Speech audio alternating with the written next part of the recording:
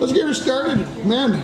It's almost September, George. Here on the Wrap and here at the Muni, and it's getting almost go time. You can feel the football for real in the air, right? Can't you? You can, yeah. It's supposed to be a high of like 65 tomorrow. I get it in the evening when I put out my dog, and all of a sudden I can smell fall, and it's just like I for so many years connected the two between football and the fall, and it's just the only bad thing about the start of football season when I was a player, then you had to go back to school, and we'd had a pretty good summer, so I wasn't crazy about that. But the football thing. Somebody asked me about going back to school the other day, and I'm like, been at school for.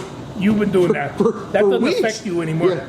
I mean, there'll be a few more people in the school, but other than that, no, what the heck? So. I was always amazed when I went to college and I go to summer school, and there'd be very few people around campus, and it seemed so collegiate. And then the first day of school, it was chaos, which was probably more realistically collegiate than the other way, but I did like going to summer school. Well, we were talking about football just before we hit the go button, and the Vikings, 2 preseason games under their belt. I don't know what you want to call last Saturday's effort against the Patriots. After 2 practices with them, it looked like they just kind of went, no big deal. No, and so I think that there are some questions to ask, and that is who's going to be the number 2 quarterback, and that. I saw Mr. Suhan was questioning that today. Yeah, that's and then there's a lot of people that thinks that Mr. Brosmer from the University of Minnesota has a shot at the second or third spot, and so he's been playing pretty well. Yeah, Mr. Howell did not play well last weekend. He did not play well. I assume that he's going to get a chance against the Titans coming up here. Yeah. And we'll see if he can right his ship, because I think if he doesn't, he's gone. He'll be gone. Yeah. And that will open up the possibility of Brosmer and he else. Can get hot, and he throws a pretty good football, and it's just... obviously, games are important. Don't get me wrong, everybody. But they probably had 5 or 6 practices since last week, at least. Yeah. If they're doing 2 days like you suspect, I'm sure that if he is not, after last Saturday's effort, if he hasn't been doing something good in practice, they would already probably know that they were cutting him. I think so. And, and keep in mind, their offense is, from what I understand, is very complex. And this is something that you can study for a couple of years and not have everything down that they want. And I also heard that Brock Lesnar is one of those that spends that amount of time. So he's a student of the game, and you better be for that offense, because it's complicated. Well, and I think Kevin O'Connell is kind of one of those kind of quarterbacks. When he was in the league, right? He was one of those guys that wasn't maybe blessed with the biggest cannon or the whatever, or this, or the fastest speed or whatever.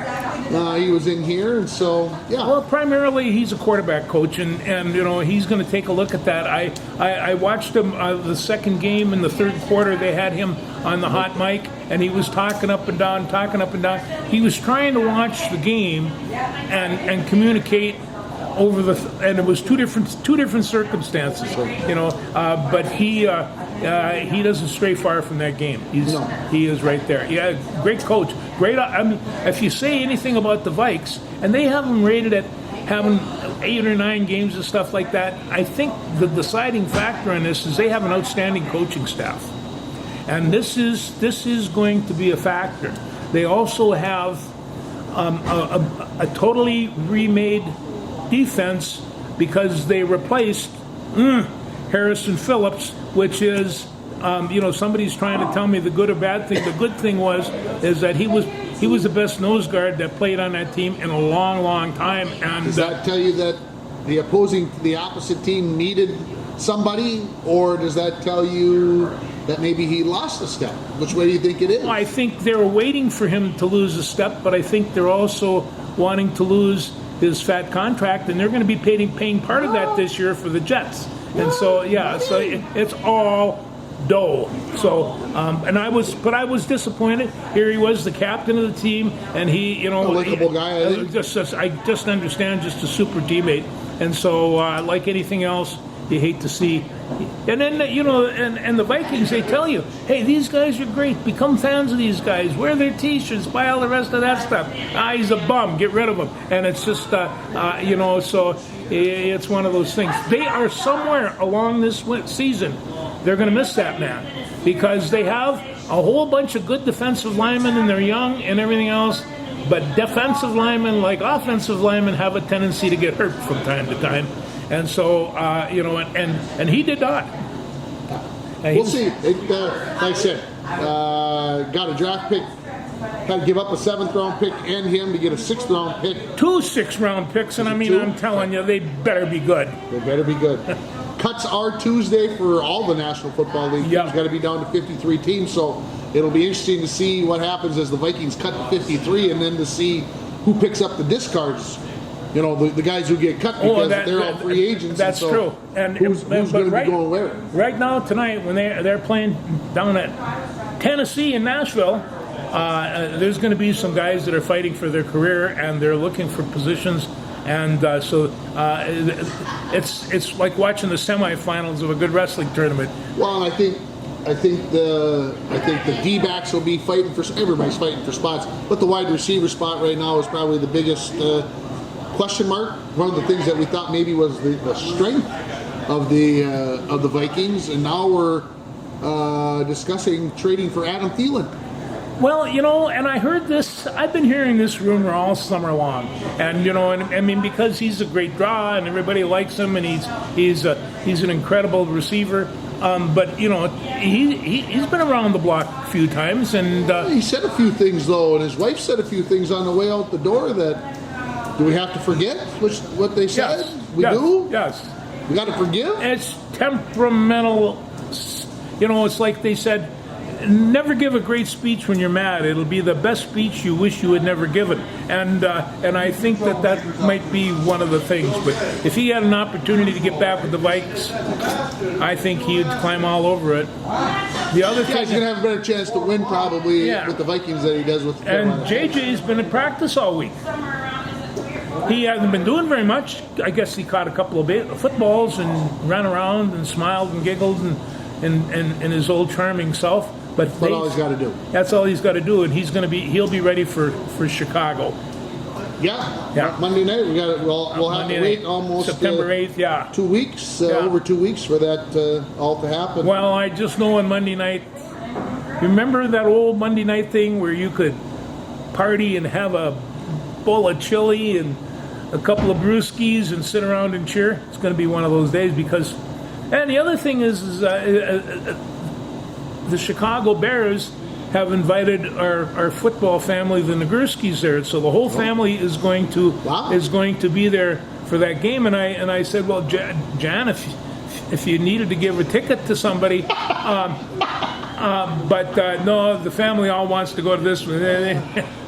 But that would be a fun thing to do, so I'll be thinking about them. So I'm just trying to do the math on, and I'm not no judgment. Why invite them to this game? Because it's the Vikings? Because they have one game a year in which they invite the Bears family. Gotcha. And so this is the one. This is the one against the Viking Monday opening game. And it's just.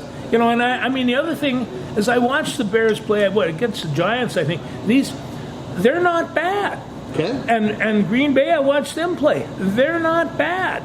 Detroit's not going to be as strong as they were last year, but I think the Vikings, at least on paper, is a better team. And the Central Division is the meanest, toughest division in the NFL. Okay, right so now. that begs the question. I heard somebody say the other day, and this was like telling me that the sun's going to come up in the East, but they said the Vikings won't win as many games as they did last year. Well, that probably. And I'm like, well, that's more than likely true. They're going to, the fact that the possibility that they would win 14 games again, even for the Kansas City Chiefs to win 14 games or whatever, would be very difficult. Yeah. So that wasn't a whatever.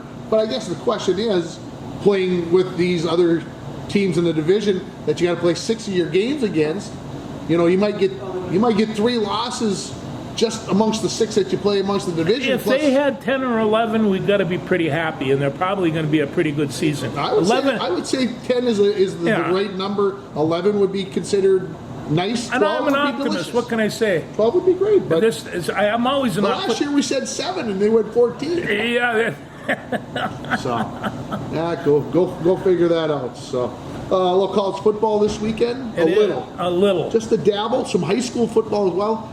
I actually, to satisfy my disease, my addiction, whatever it is. Yeah. Last Friday night they had, or Saturday night, or whatever night it was, must have been. But it doesn't matter. Anyway, they had some high school football on. I noticed that, John. You watched some of that. I watched some of that.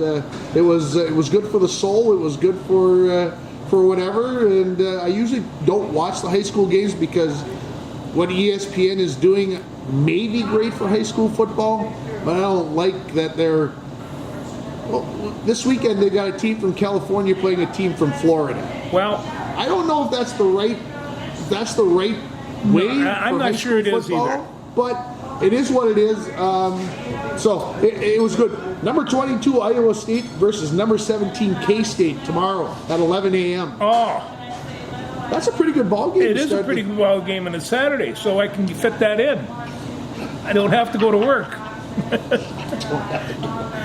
Just going back, as long as we're talking about high school football, I had a chance to see a video of our good friend Darren Nelson, the son of Candy and Jimmy Nelson, and he coaches down in South Florida, and he had a team, and I was looking at the video, and they had a pitch out for a guy running down the sidelines, and the only thing I knew, he was fast. And they threw a pass to another guy. After he caught the ball, he could really run. And so, you see Florida and California and Texas and some of the rest of these guys. I mean, if you're going to get some speed, you got to go to Florida or Texas. Otherwise, you're not going to get the kind of speed you might want. Those high school teams down there, they can fly. They're They fun. can. So, Darren, just keep on rolling, buddy, and I'll talk to you next year. Nice guy. What do you want to talk about next? Let's let me There's a see here. plethora of things going on. There are. We got to get to it. Let's get it out of the way. Let's get it out of the way. Let's not wait on this one anymore. There's 16 games out, and they threw in the towel. And I understand they had 19,000 people at the game the other day, though.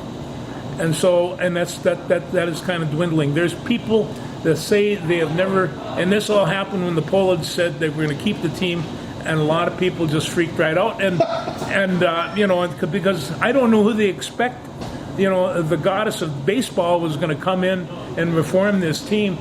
But that being said, do they go for a complete overhaul?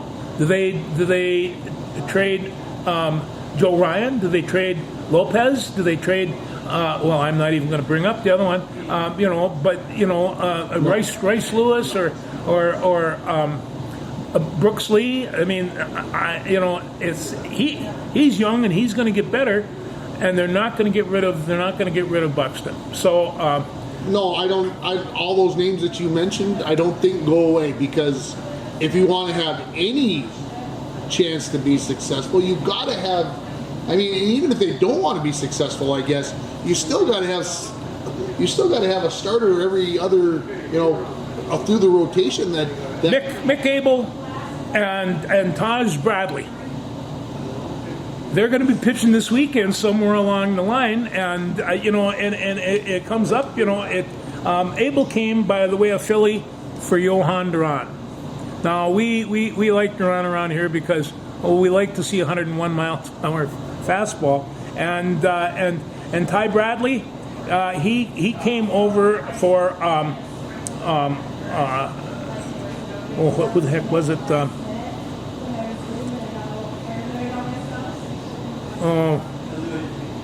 He was with Jax, and that was a 1-to-1 trade with Jax, and Abel was with Johan Duran. But there's a lot of young players that are coming on that that the Twins are pretty proud of, and so I think they're taking a calculated gamble here to say in the next 3 or 4 years. Get more. I'm saying it's possible, and there are those that, as long as we're wrecking the ship, let's Let's blow all the way up, not just and partially. rebuild it from scratch. Now that's going to take 4 or 5 years. That costs an awful lot of money. Well, and of course, you look at the Detroit Tigers, who were sitting in first place in the AL Central.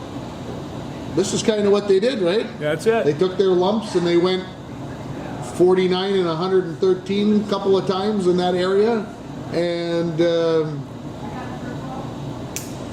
boy, that's a dangerous It's a boat. dangerous thing, and it's Dangerous just game. and I don't know where the Poland's heads are at or how much.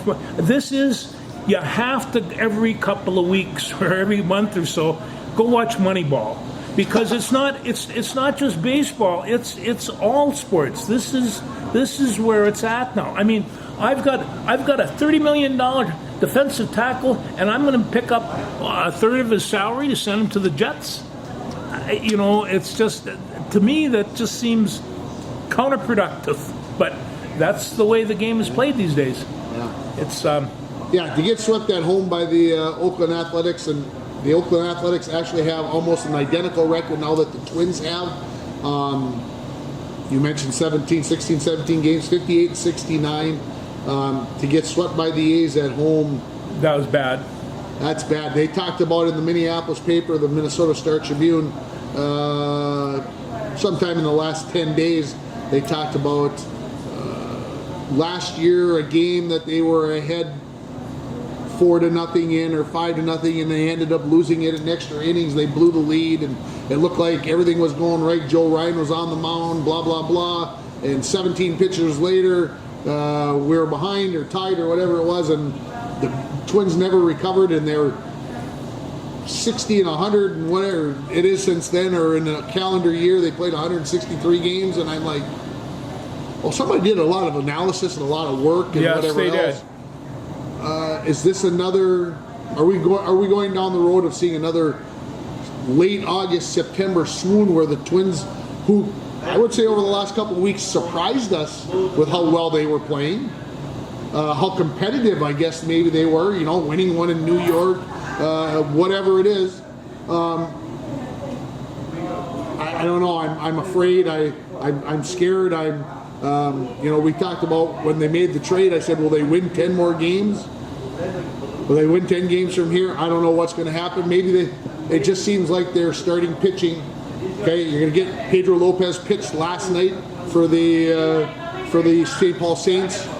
He pitched 1 2/3 innings and went 45 pitches. Ooh, that's a lot of pitches. 30 pitches in the first inning. That's a lot of pitches. That's a lot of pitches. You would hope that 45 pitches would get you more through like 3 innings rather than an inning and 2/3. So it makes me wonder, and I know Pedro always seems to struggle a little bit in the first inning, maybe trying to be too picky, trying to throw too many balls right on the edge, out of the strike zone, getting people to chase, setting things up for later. I just hope that, we'll see. No, and Joe Ryan, I think he's been actually the high point. Him and Buxton of the Twins, and he did not pitch well last He did night. not pitch well against the A's. No, on and Tuesday I night. kind of wonder the whole attitude of the team and all the rest of that, if that's going to affect his sharpness, because he just isn't there. But there was a nice little article in there about Pearson Owl. He's throwing knuckleballs. And he struck a guy out here the other day throwing a knuckler, and I thought, well, if nothing else, they're fun to watch. Make it interesting. Yeah, I like to watch people swing and miss. Brewers, first team to 80 wins this season. Isn't there something? You didn't pick that? I thought I picked that last spring. Maybe not. We'll see what happens They there. are now right now my new favorite team, and they keep on hitting the ball. And You hope that you get somebody to cheer for. yeah, So- we're a little bit shaky on that one. You been watching any of the Little League World Series? No, just bits and pieces. I catch scores as it's going on. Where are they at now? Well, they're down to the U.S. final tomorrow and the international final. Eli and I have been watching a little bit when I get home, unfortunately, after my meetings. The game starts at 6 o'clock, so I walk in the door about 7. So we get to turn it on. We get to maybe watch an inning or two. But it's come down to Connecticut and Nevada, who I haven't really got to watch at all. I've been kind of keeping an eye on South Dakota because they've been so fun to watch. But South Carolina beat them, and then Nevada beat South Carolina. So the international Now, final is Saturday morning. Do you see these teams, each team having a particularly dominant player, like a great big kid?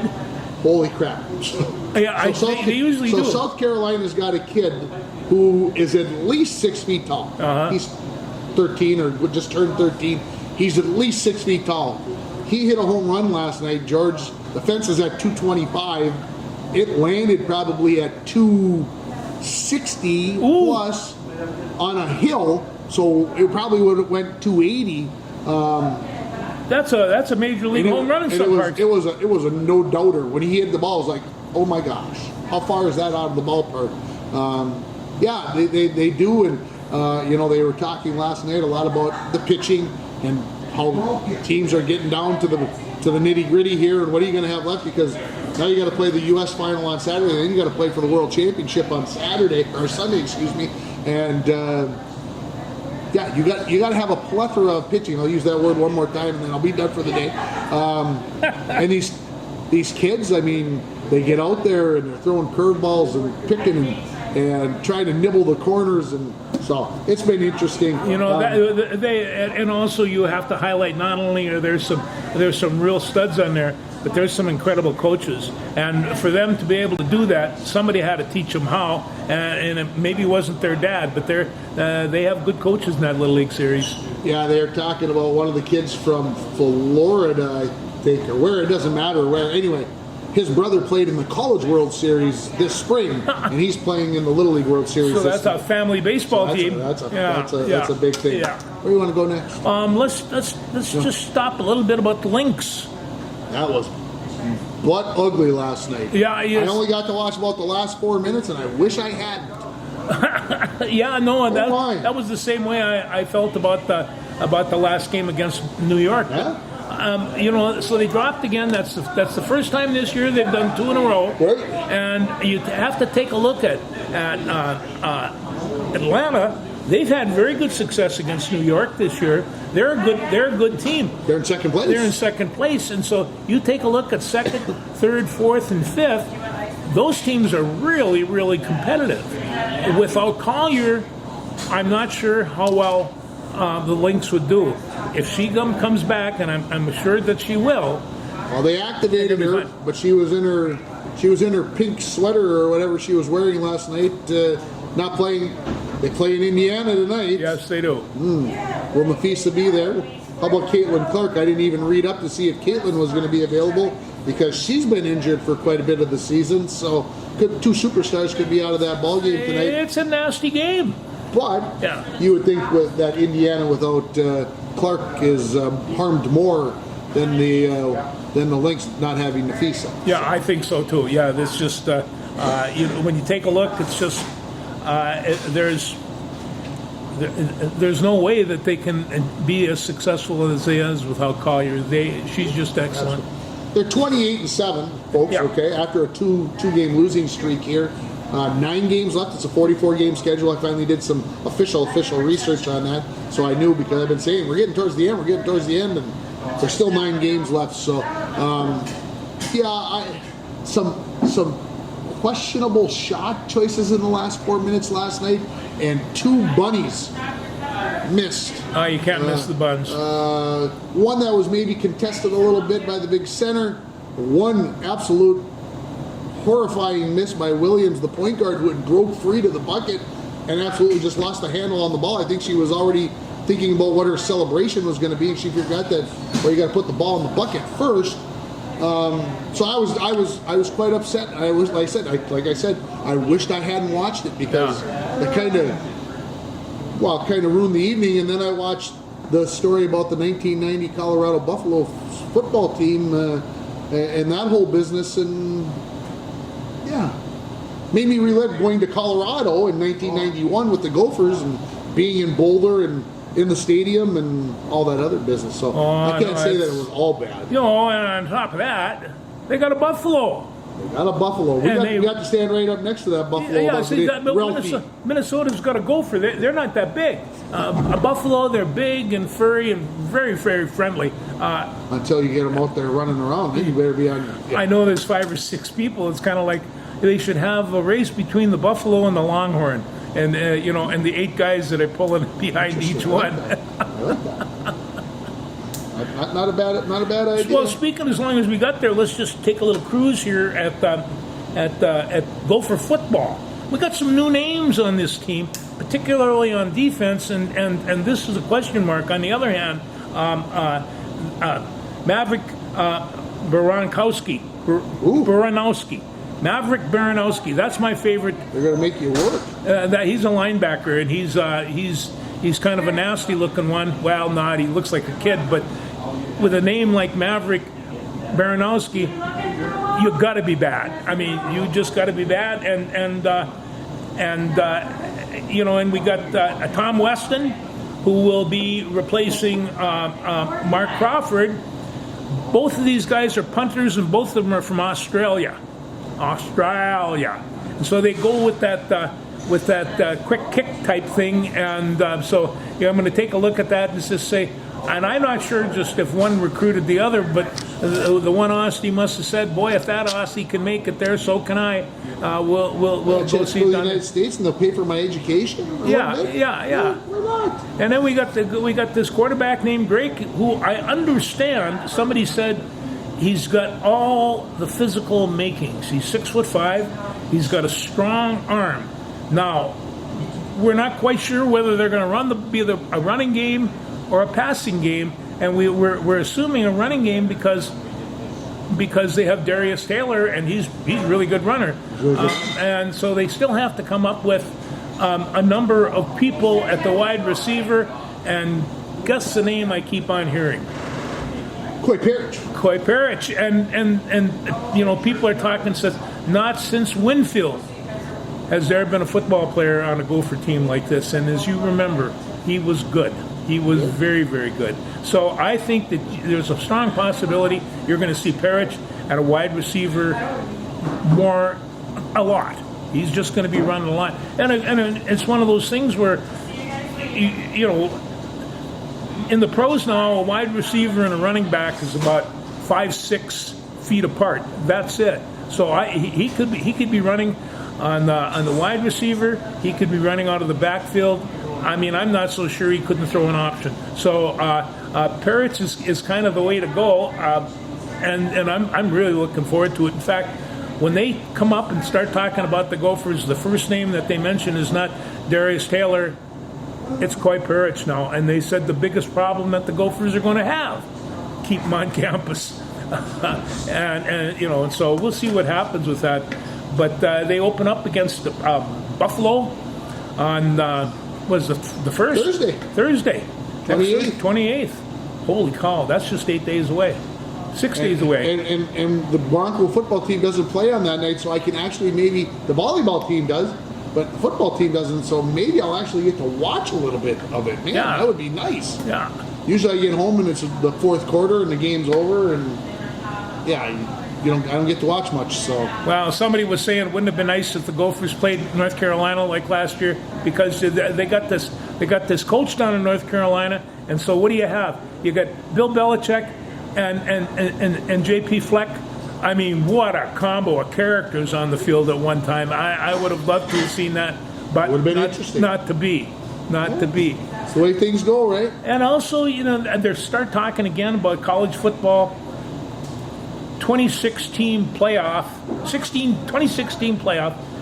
Well, that's going to basically eliminate bowl games. And so they're and I think that in many ways, I think the NCAA, I'm not so sure they don't want to do that. That way they have...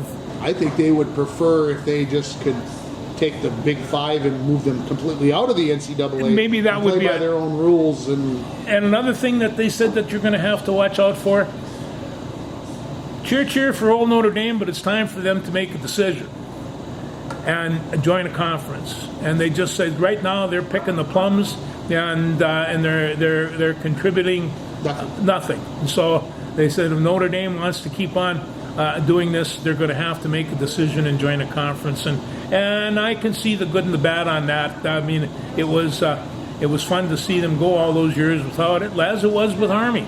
And Navy, for that matter. Those guys didn't join a conference until way late. So we'll see what happens. But there's going to be some changes in college football. There's too much money and too much portal activity to go on that, I tell you what, you and I had a good time coaching high school football because we didn't have to deal with any of this stuff. It's got to be a total horror to coach at that level and not know whether you have a team from one year to the next. Yeah, I mean that you got to keep recruiting the kid that you already recruited. No, and Max Bosmer, they're talking about if he'd had one more year at a high college level, that he would be a top selection for the NFL. But you know, the thing of it is that he had what? How many years did he have? He had 5 years. Some of these guys, you know, they said they're going to go from football to Social Security, and you know, so that's the question. So we'll see what happens. Hey, I'm pulling for him. I know you like a good story. I'm just going to throw this out there. I shared it on X. ESPN had a story about a couple of high school quarterbacks, 50 years apart, who both died playing football. It made me think. I love football. You know, it's my greatest sport. I think it's the best sport.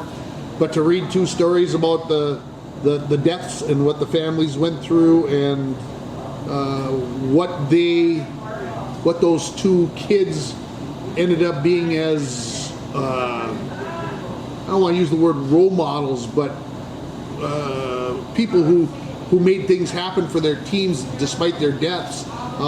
It was an incredible story. So if you got a chance, go to ESPN and look for this story about two quarterbacks 50 years apart that ended up, one died the day after and one died about 7 months later after he was paralyzed. So just an article that'll make you think about whether you want to put your son on the football thing of it field. is, like sports and football, baseball, any of them, it's so incredibly romantic, you know, and all sports. It's like the one coach I heard talking to his kids, and he says, it was a wrestling team. He says, I don't care if you're out there wrestling for your school or your mom or your dad or that little girl in the bleachers. Remember, it's for that little girl in the bleachers. And you know, and so it really is, you know, kind of that romantic, or the story that they had in Moneyball, where they had this guy that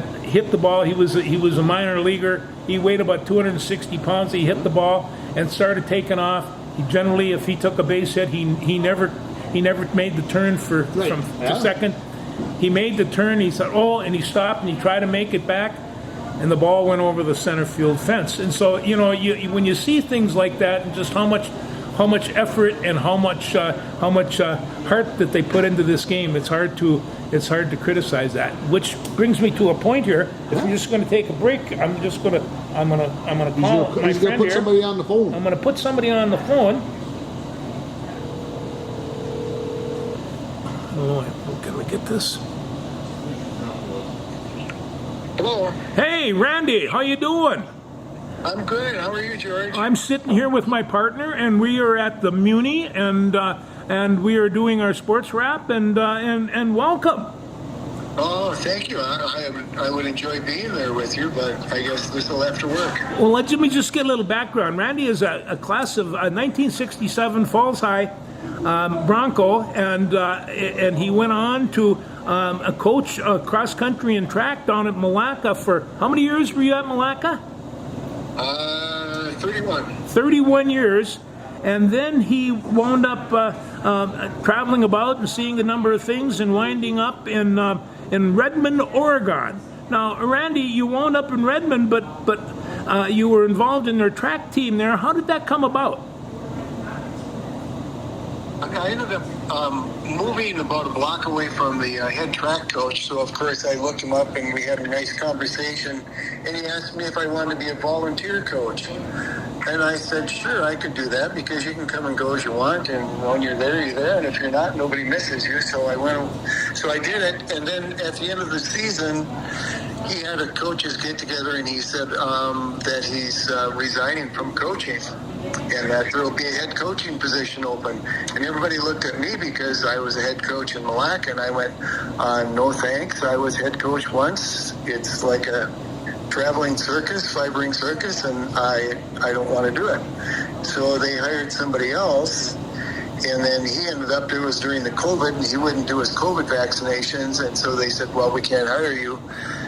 And so then I get about 5 days before track starts, I get a phone call from the athletic director saying, please apply for the job. And I said, well, I will, and if I get it, and you happen to hire Jumpin' Jack Flash next year, I will step aside. Well, they haven't hired Jumpin' Jack Flash yet, so I've been coming back every year. Well, things worked out pretty well for you. You wound up being in a hotbed of high school track. I mean, Oregon, you know, Redmond, Bend, you know, Eugene, all these, you know, legendary track towns, and you wound up with a pretty good team.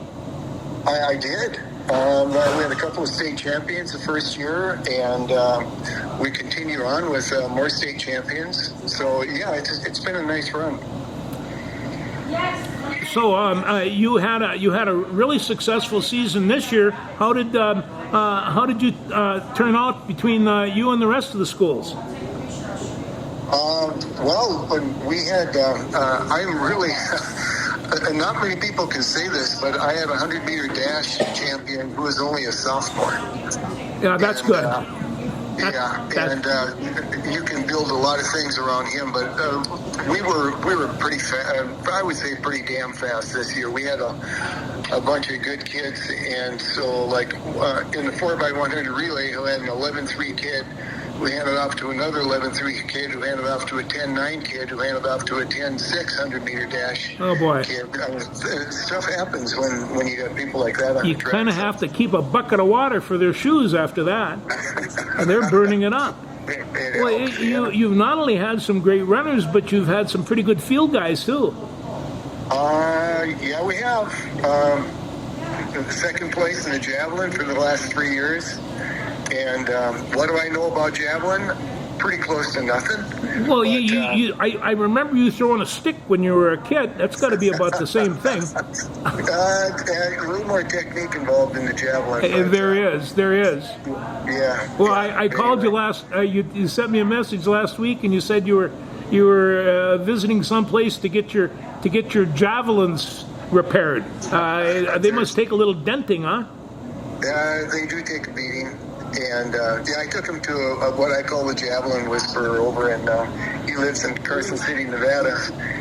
And we turned it into a little vacation at Lake Tahoe, and I dropped the javelins off, and he spent 3 days working on it.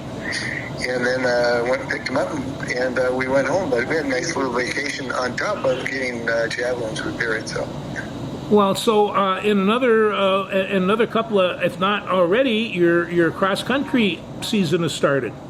Yeah, we're day 4 into it, and I've got a fairly good bunch of runners this year too, and our distance running has needed some help, and we're finally getting it. We're getting some pretty good kids coming out and putting in the time and the miles to run decent state-ranked times, I think. So I'm encouraged. Well, you know, it's just like you, and I mean, I got to congratulate you, Randy. I mean, I've known you since the 6th grade, but you know, it's one of those things where you have really kind of reinvented yourself here, and quite successfully. This isn't, you know, I mean, when you're talking about speed like that, and weight around men that can throw around, you've been very successful, and you know, you got to be pretty proud of yourself. Well, I sort of am, but I think my secret is that I've hired some really competent people to work with me. Yeah, that's always the case, isn't it? It is. It is. So, being a former head track coach and now head track coach again, I know quite a bit about each event in track. But these people were, they're all college educated, all ran college track, specialized in certain events, whether it be sprints or javelin or shot put or whatever. And I just turn those people loose and let them do their thing, and I keep everything organized. And all they have to do is show up and coach, and I just have to show up and manage, and it all works out. Well, the thing of it is you're 50 years older than some of these guys. 60 years older.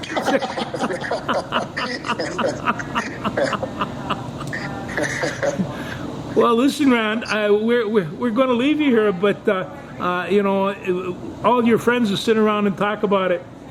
What did he do so right? And but to have the energy and to be able to do that at that level, I got to congratulate you. You've done a great job. Mary Jane would be proud.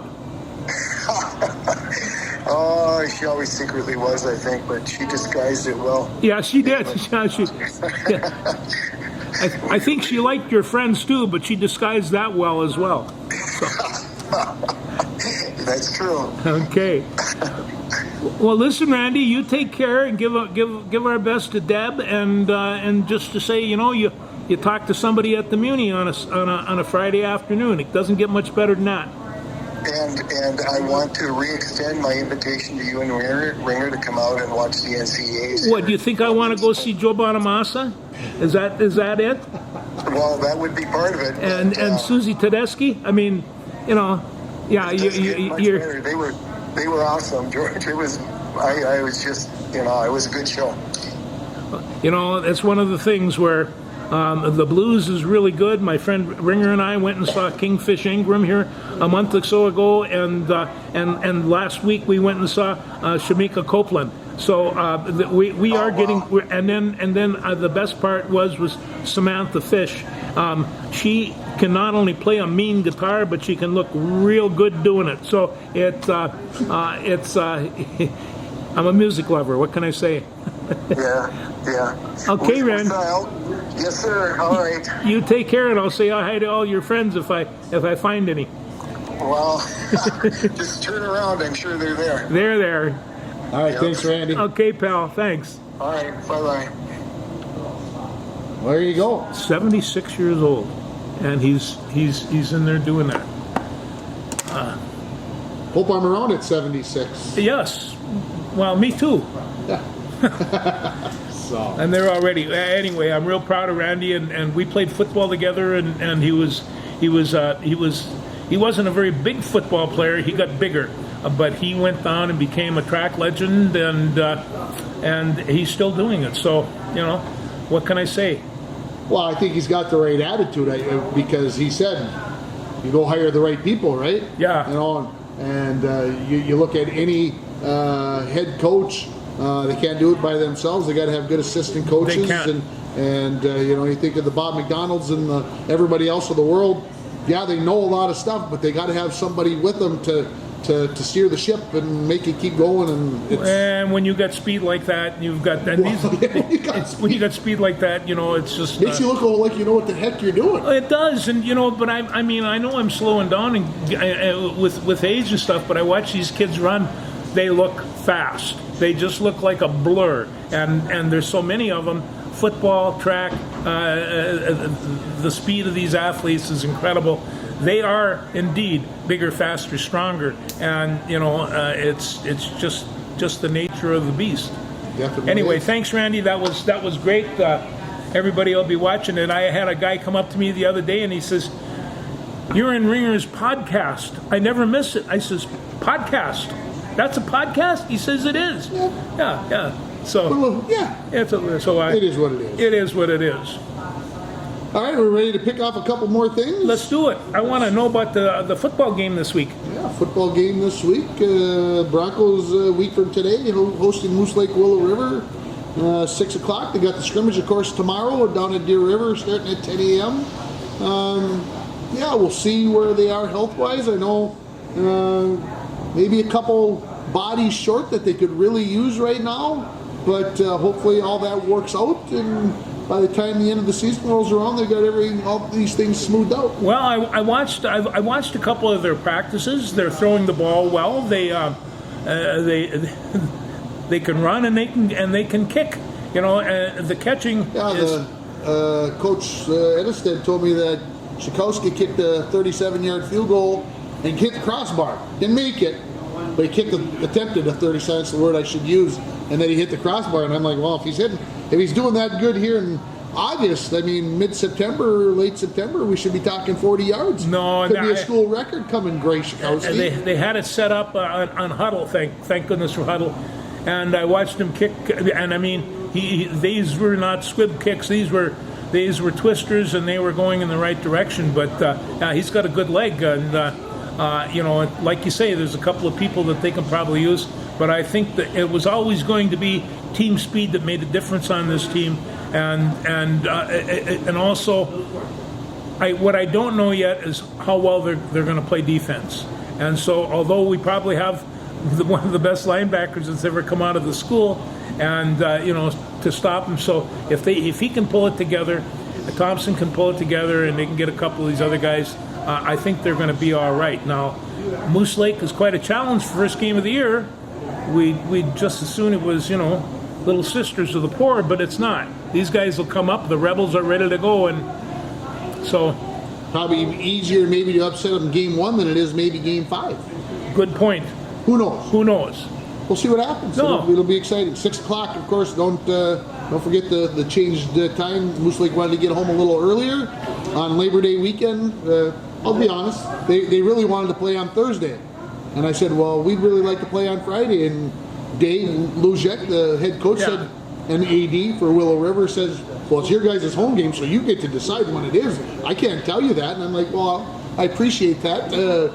And we'd really like to play on Friday. And just because there's a lot of teams that play on Thursday, and I understand everybody wanted to get out for Labor Day weekend, but it's nice to play on Friday night. No, and Dave's had such good success down there at Moose Lake and Willow River. I mean, the Moose Lake is the big part of the school. Willow River is where they play the game, and it's just. But they've made that combination of those schools work, and Dave, in no small part, did it. They've got a very nice team and a nice organization. You go down there, you'll see do the reload. They don't do the rebuild. They do the reload. They do the reload. Yeah. So that's So I actually will be there. Volleyball's got 3 matches coming up this week. Travel to Roseau on Monday, and then at home against MIB in Northwoods. A couple conference opponents on Tuesday and Thursday at home. The swimming team heads to Babbitt to take on Northeast Range, or as I found out, mostly Ely girls. They all swim at Northeast Range because that's where the pool is at. Right? That helps.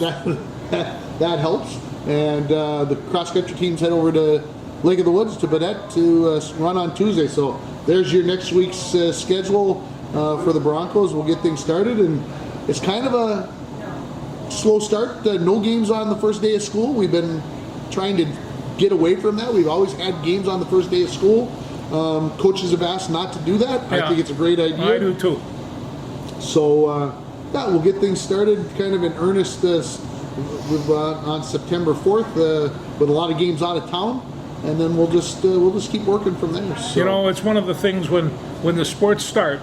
That's when the excitement for school starts. That's when the kids want to get together. You can feel the energy build, and I'm sure you're feeling that right now. And so it's my friend Fernham, he still believes in that. 76 and still running cross country and taking care of business on the track. So.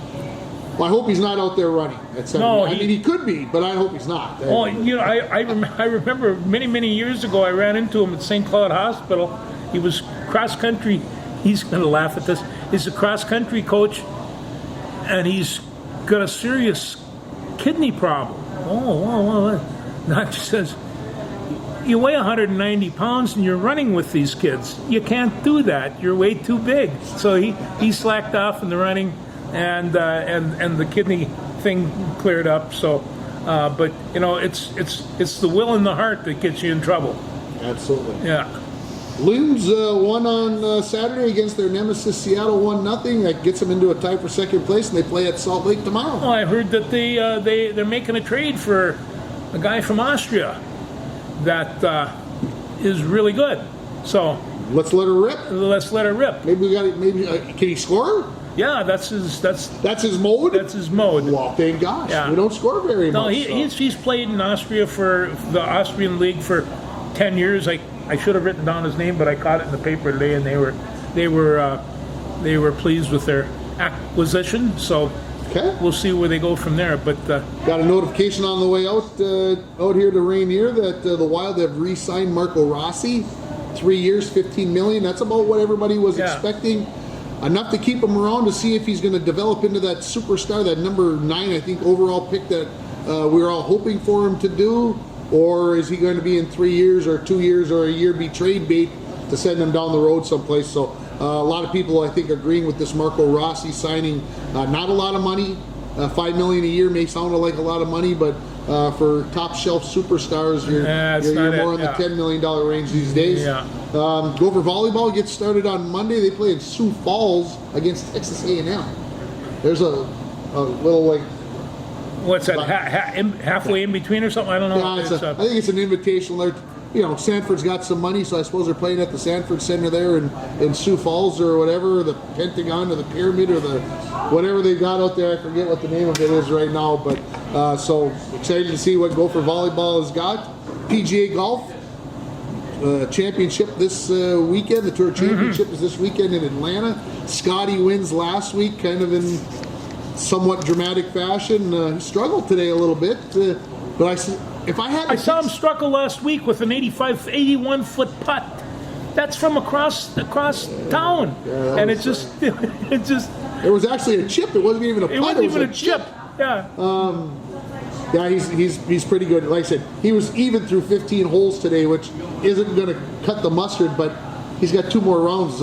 I suspect on Sunday, I'd be shocked if Scotty isn't making some noise along the way, because he's in the zone right now. That first round, he sometimes can come on a little bit slow. By halfway through the second day, everybody's looking at him. And when I last checked, Tommy Fleet was in the lead. Speaking of playing well early but not late, that's Tommy Fleetwood lately.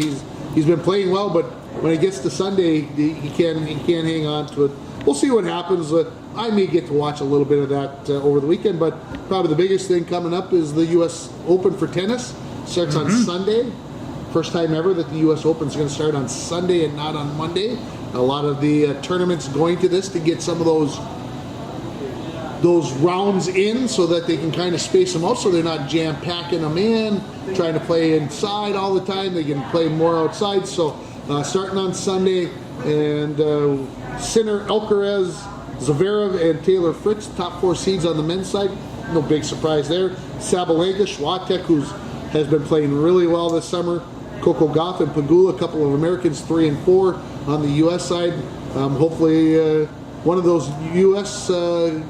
Men and women on each side of the draw can make something happen. They played the mixed doubles over 2 days, and they tried to get the superstars. And the New York fans bought in and bought all the tickets up and filled up the big arena. And they played sets to 4 instead of 6, kind of like they did in the World Team Tennis League. They played sets to 4, kind of get them done. So they were playing. They had 16 teams on each side, 16 teams overall. Excuse me. That's all there was. And like I said, the superstars, the number 1 seed, Swiatek and Alcaraz, and they all played. And they played. The championship was their 4th match in 2 days, and they kind of played them. They played the semis back to back and the final right afterwards. So a lot of people were excited about the fact that they got to watch a lot of tennis and got to see the superstars playing some doubles, which. I hope that some of these superstars would play a little bit more, because that would draw more people in to watch the doubles. And that's it. But I do have to ask you a question. Okay. For years, you did the host of the Bass Tournament. Yeah. And it's going on this weekend, and you miss it? I'm sure you do. You were having a pretty good time that.